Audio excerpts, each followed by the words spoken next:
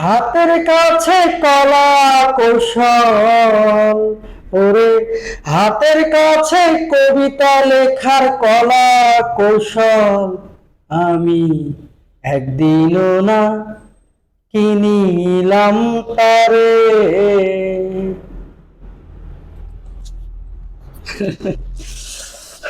কি ভাবছেন?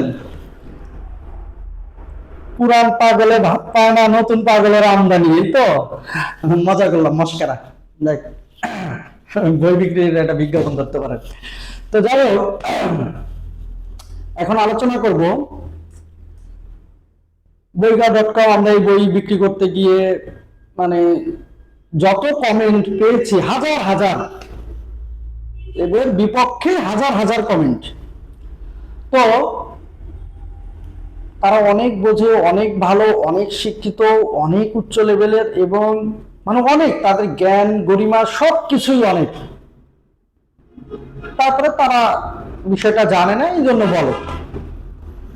তো যাই হোক, তাহলে কি আমি সব জানি আপনি ভাবছেন? না ভাই, আমিও জানি না, আমি শিখছি।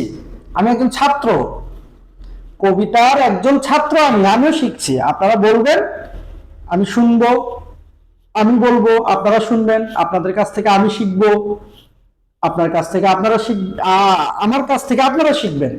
তো এইভাবে আমাদের শিক্ষা এগিয়ে নিতে হবে ভাই। যেহেতু আপনি কবিতা লিখেন, আমি লিখি, আপনি কবিতা নিয়ে কাজ করেন, আমি কবিতা নিয়ে কাজ করি, যেহেতু এতকাল কাজ করি কবিতা নিয়ে, যুগের পরে যুগ, তাহলে কিছু একটা তো অবশ্যই আছে আমার মধ্যে, যে আমি কবিতা সম্পর্কে জানি, এটা তো মানতেই হবে আপনাকে। তো যাই হোক, তো গতকালকে একজন রাতে ভাইজান আমাকে দিল একটা উত্তম মধ্যম কমেন্টের মধ্যে, ধীরে মিয়া ফাইজলামি শুরু করছেন আপনি?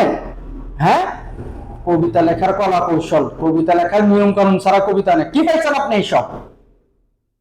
যত সব ফাইজলামি, ফ্রড, ধান্দাবাজ, আরো যত যা আছে বললো।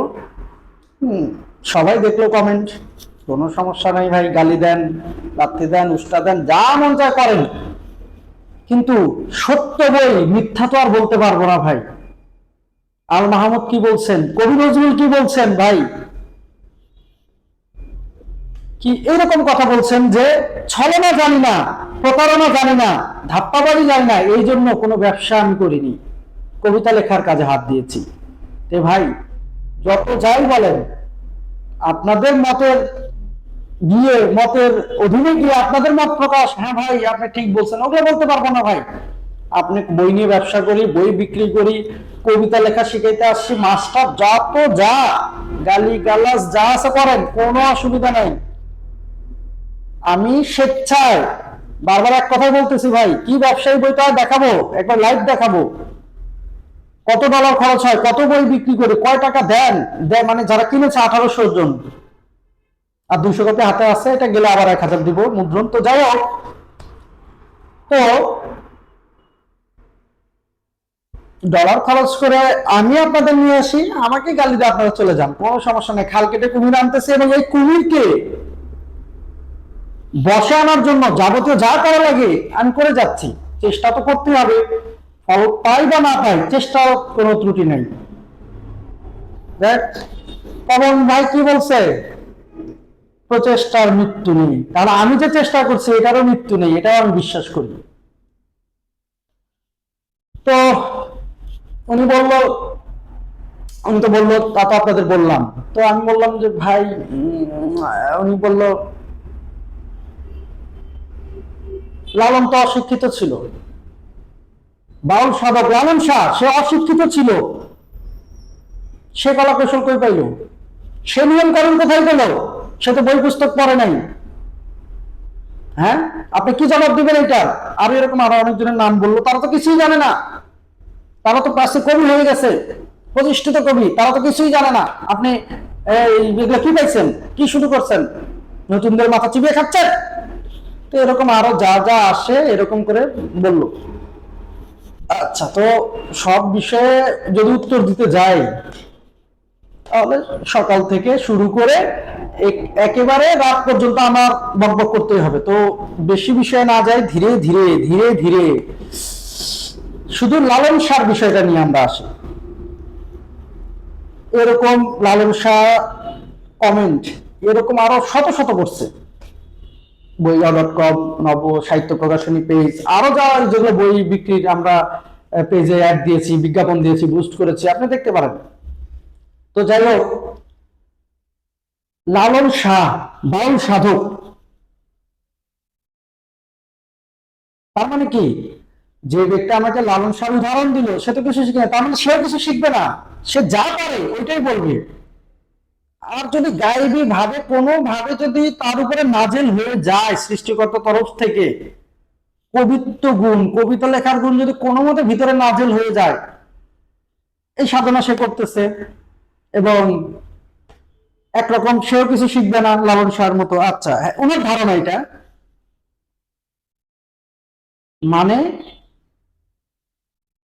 সে লালন সেজে বসে আছে,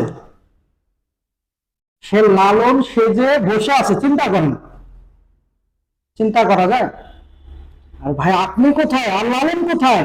আপনি কার সাথে কার তুলনা টানতেছেন?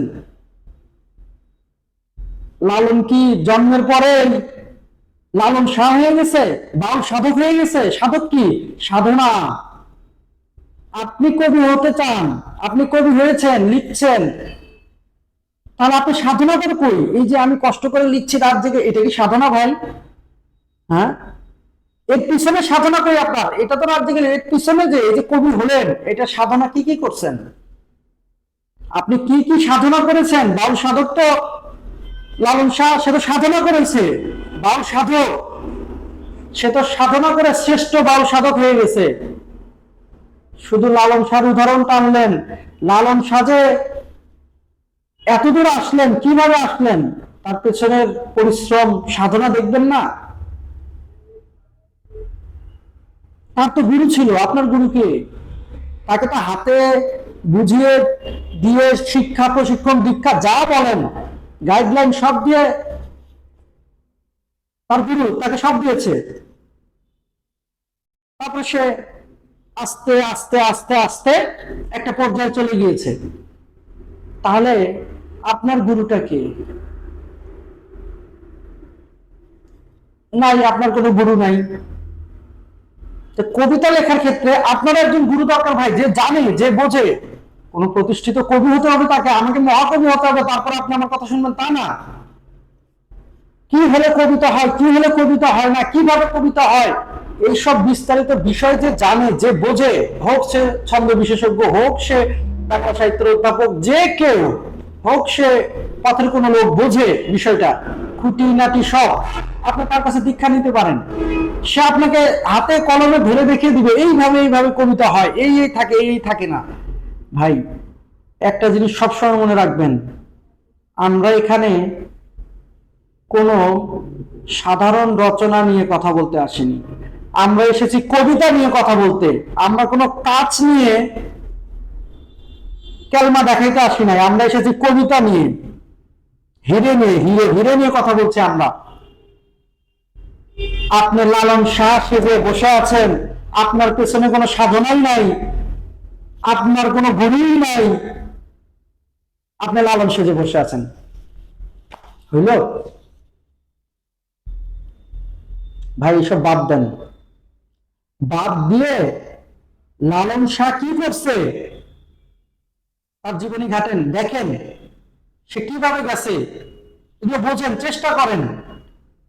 আপনি আজকে একটা গাছ লাগাইলেন, অটোমেটিক আপনাদের ফল দিয়ে দিল, ভাই এত সোজা না।